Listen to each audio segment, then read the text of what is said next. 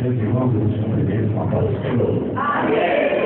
Deus nos abençoe. Louvamos a Deus nesta noite.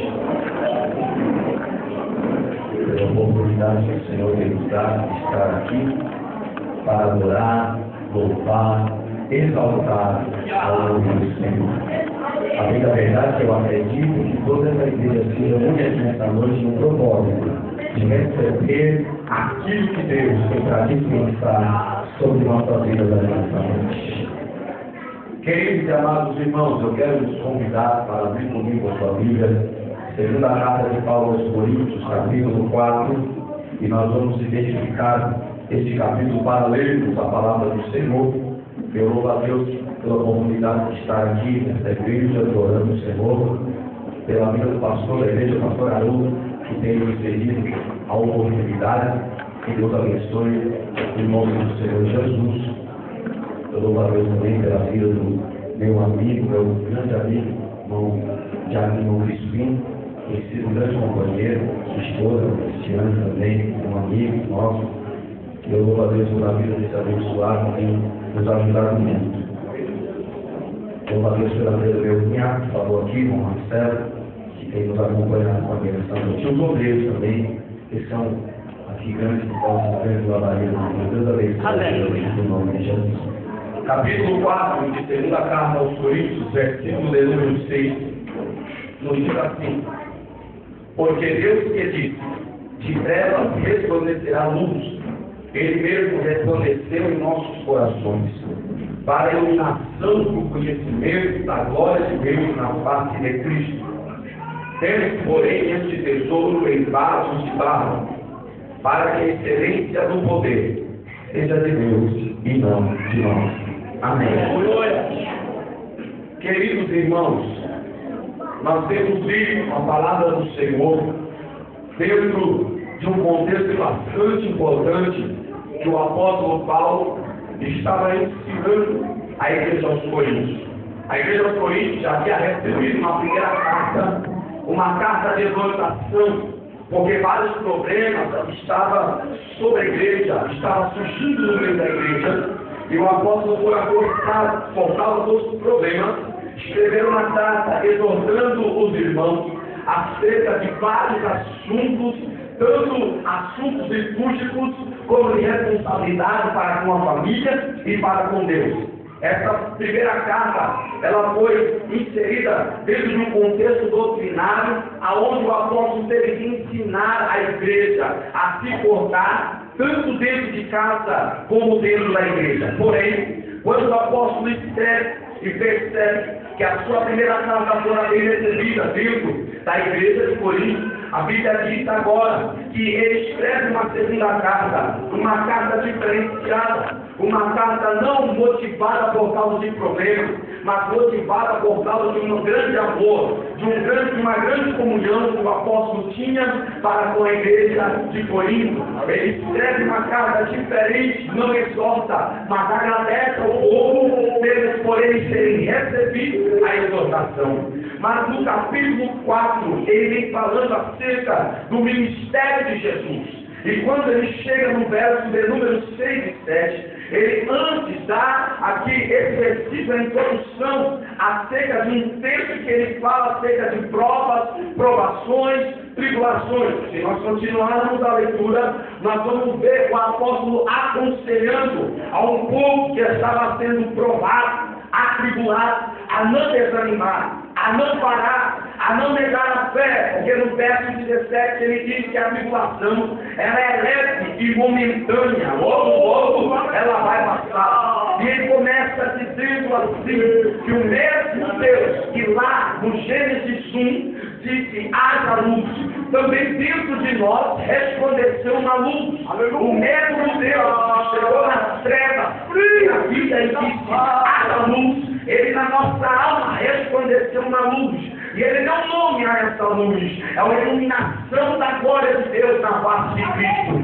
Ele classificou essa luz como a glória de Deus na face de Cristo. E no verso 7, ele diz assim: isso aí é um tesouro. Isso, essa iluminação, essa glória de Deus na face de Cristo é um tesouro. E ele conclui dizendo: mas esse tesouro está guardado em vasos de barro, para que a excelência do poder seja só dele e não de nós. Se há alguma glorificação é para ele e não para nós. Se há algum louvor nessa noite é para ele e não para nós. Se há alguma exaltação é para ele e não para nós. Se acontecer alguma coisa aqui nessa noite é por vontade dele, é pelo querer dele, é segundo o poder dele, é segundo ele quiser, ele faz. Então é tudo para ele e o nome dele continua sendo adorado. O poder é dele. E o apóstolo vem dizendo assim: ora, temos esse tesouro em vasos de barro. Olhando para esse texto e essa expressão, tesouros em vasos de barro, a saber que Deus é o Deus Todo-Poderoso, que anda na contramão da lógica humana. Deus nunca vai fazer aquilo que eu e você faz. Deus nunca vai agir da mesma forma que nós agimos. Ele sempre vai fazer diferente. Todos nós, se porventura fôssemos agraciados por Deus e recebêssemos um grande tesouro físico, material deste mundo, nós procuraríamos os melhores lugares de segurança para guardá-los, procuraríamos os melhores cofres, os mais protegidos, para que eles pudessem estar guardados. Ninguém poderia ver, ninguém poderia tocar, mas como Deus anda na contramão da lógica humana, ele pegou um tesouro que é dele e guardou em frágeis vasos de barro. Quem é o vaso de barro? É nós, é eu e você, é a igreja do Senhor.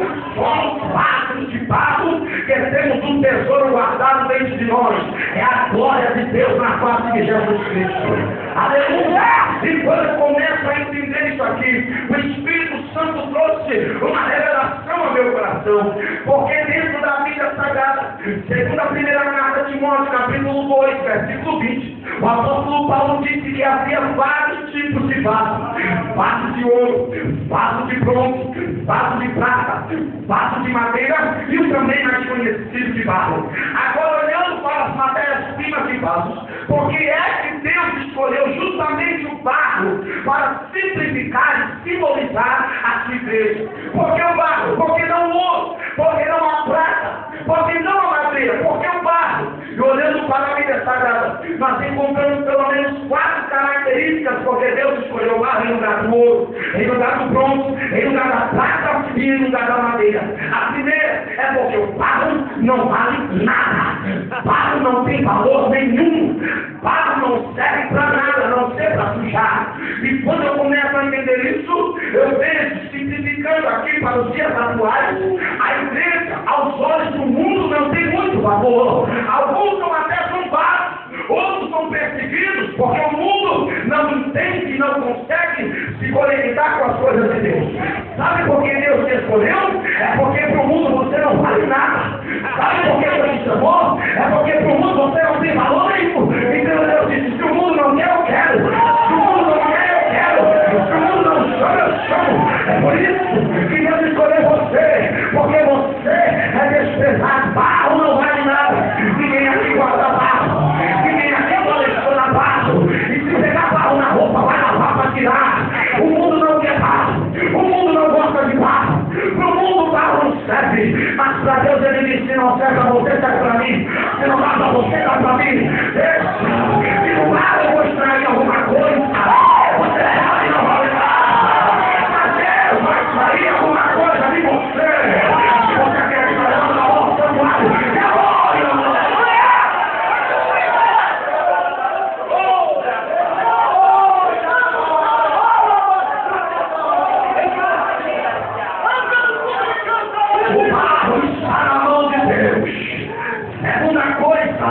Deus